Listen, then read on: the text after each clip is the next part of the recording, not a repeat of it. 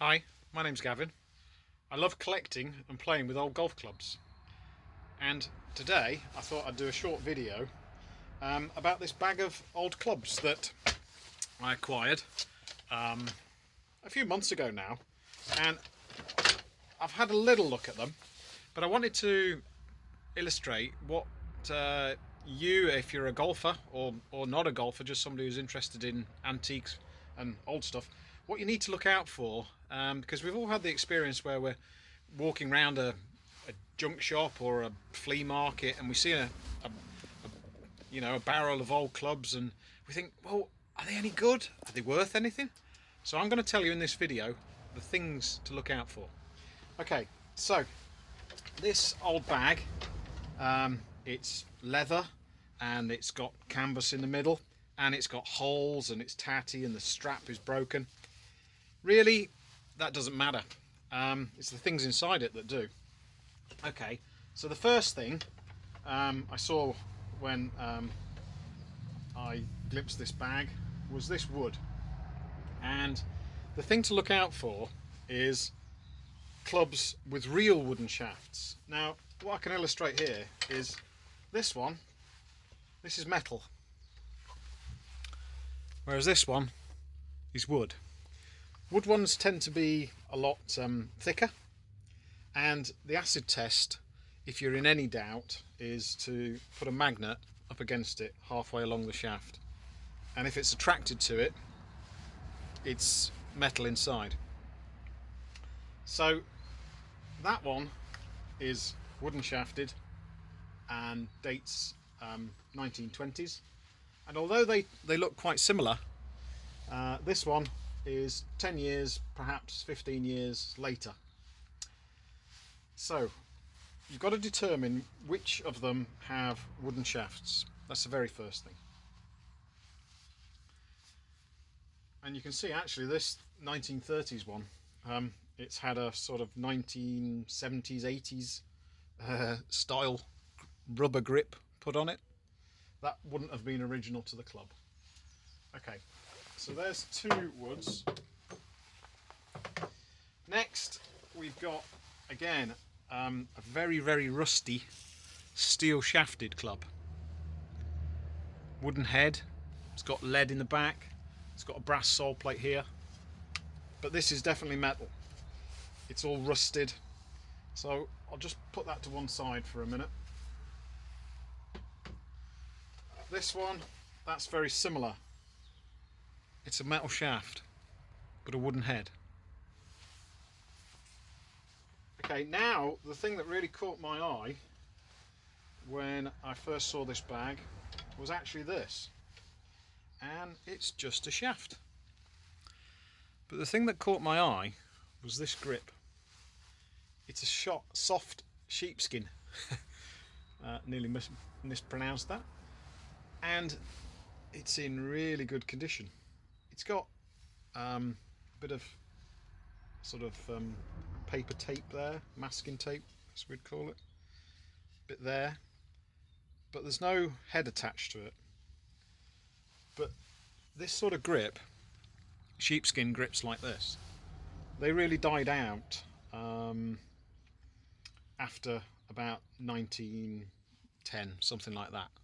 So that's really an old shaft, and actually maybe the head is in there. We'll have to have a good look in a minute.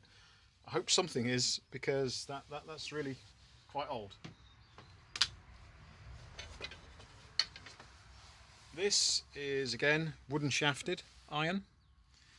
So this is it says A. Watt Carnoustie, which I think was Alec Watt, and it's got a little circular dent here in the toe.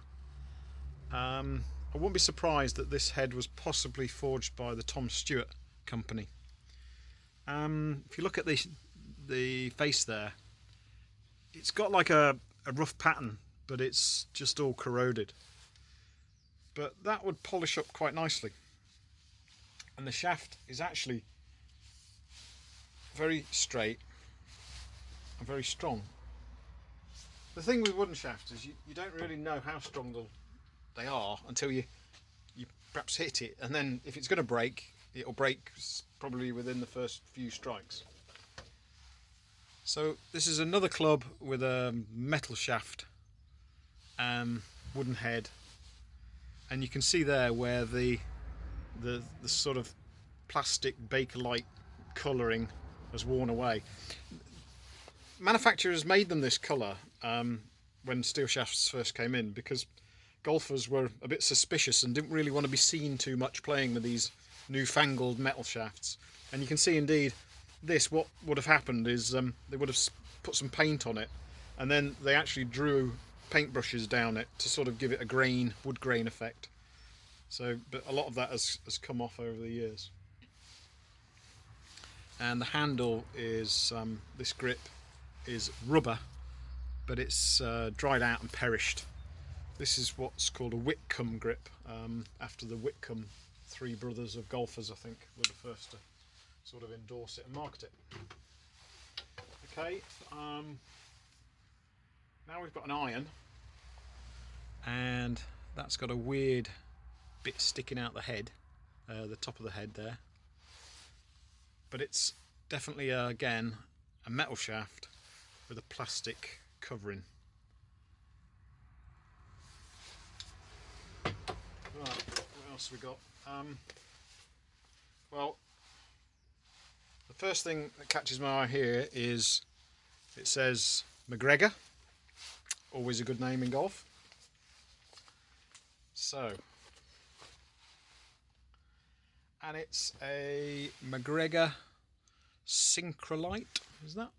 Number 5, Iomatic. Solid persimmon head with a face insert. So that's, I guess, probably 1950s, something like that.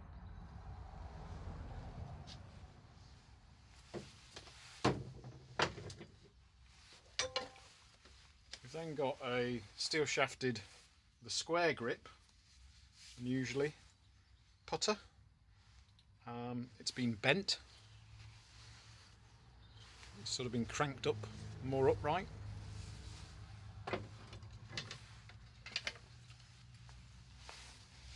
This is an old iron, and you can just see right here it's got some very fine stamping, some letters, C.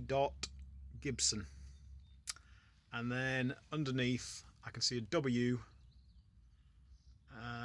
which, and then a bit of an E, which is almost certainly Charles Gibson, Westwood Ho.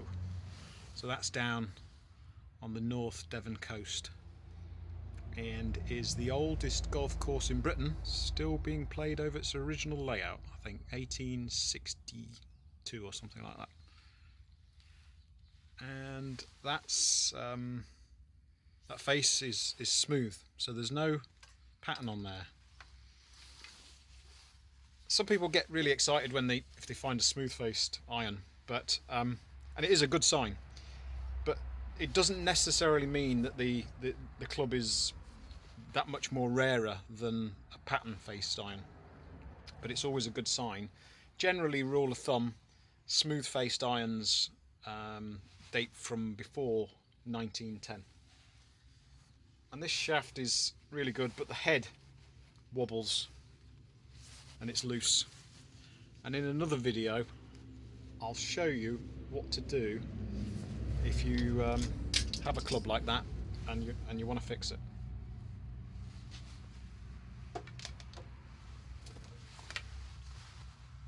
So last but one, a mid iron and an L.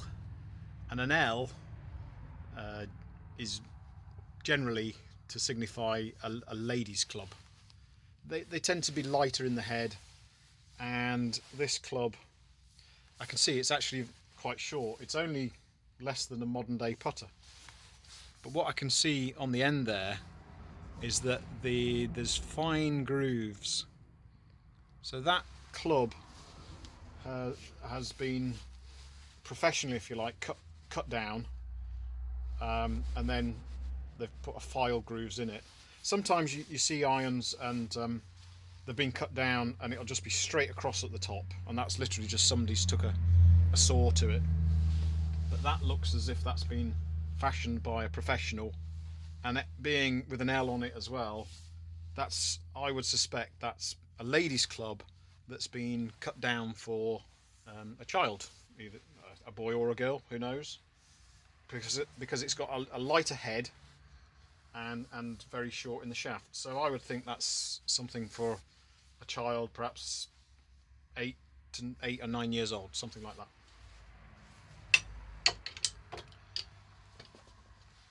Okay, this one, a Browning. I think that's what you'd call a bullseye pattern with the heel. Browning Premier. I would guess that's probably 1970s, 60s, 1960s probably. Okay, so that's all the clubs, but it's definitely worth having a look down the bag. And what you can see is some old balls, and I can see there's a mix of ages. Now that there is a Lynx. It's marked Lynx, and it's got both circular dimples and square dimples, and I think they were called 50/50s, and it's the 1930s. So here we've got a bag of clubs with that date, probably the oldest one's about 1905 and the youngest is 1980. So they've all got thrown in together, and so we've got a ball there that's 1930.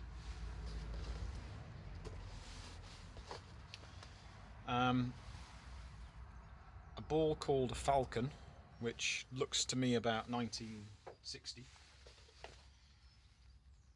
A Silver King HV, I'm guessing that's high velocity.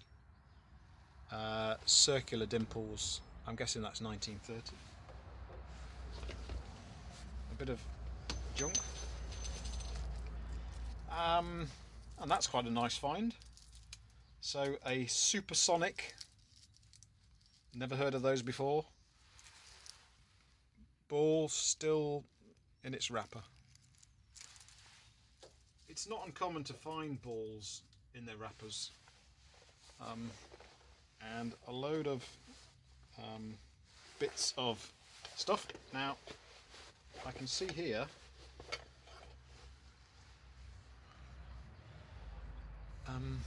well, I don't quite know.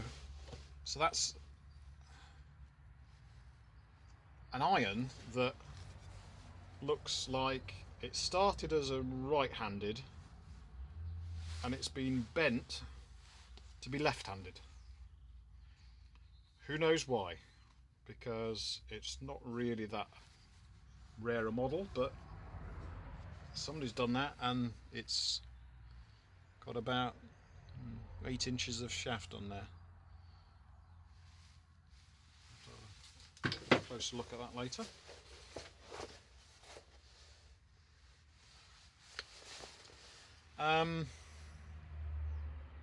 So that says that's a Hugh Logan Niblick,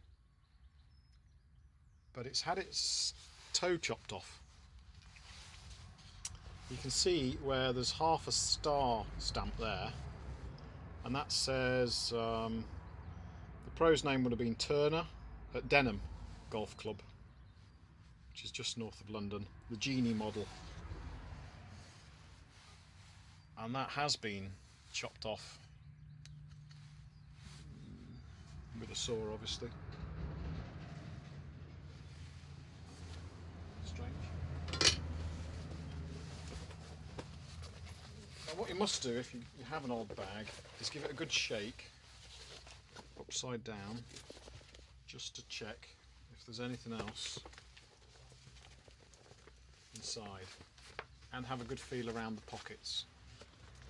Just be a bit careful if you're sticking your hand into some of these pockets. You don't want to catch anything sharp.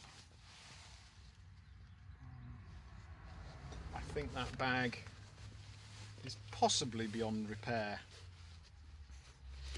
I'm quite comfortable in saying that. What you tend to find is you get something called leather rot. I think some people call it red rot, and the leather just dries out and it just becomes like dust, and once it is like that, it just tears almost like cardboard, and there's nothing really you can do to save it.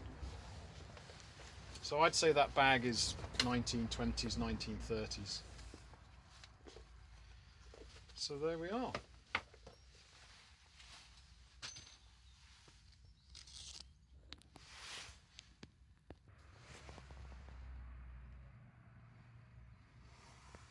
Okay, so these are a bit more close-ups of the clubs. So that was the one that was marked Charles Gibson, Westward Ho. So that was the one that was marked Charles Gibson, Westward Ho. There wasn't a head in the bag for this nice big old wooden shaft. Don't know what happened to that.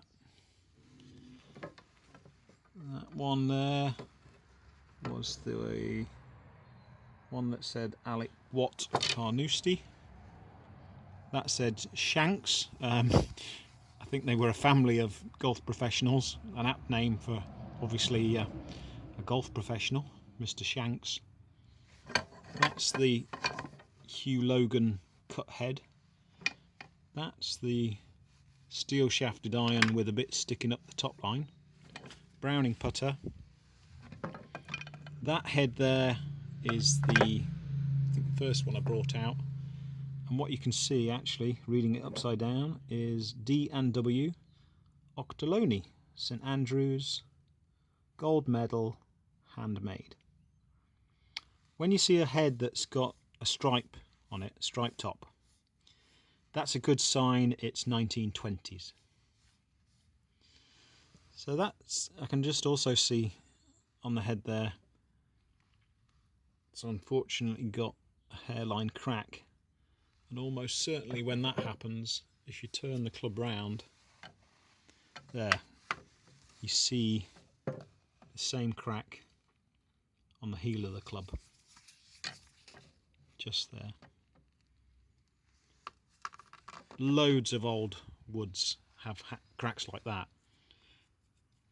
It doesn't necessarily mean it's beyond repair. In fact, what you can do is take the shaft out and put some modern glue in there, some epoxy glue, and then re-bind it with the black linen whipping, and they come out sometimes actually stronger than they first started. I'll probably do that on another video. So that's a metal shafted late 1920s, early 1930s. And again, another stripe top, metal shafted, late 1920s, early 1930s. And a sort of stripe top. It's got the name there, but here we've got a metal shaft. And then the Mcgregor 5-wood. I hope you've enjoyed this video. Please like or subscribe, because I will be uploading more videos in the coming weeks and months.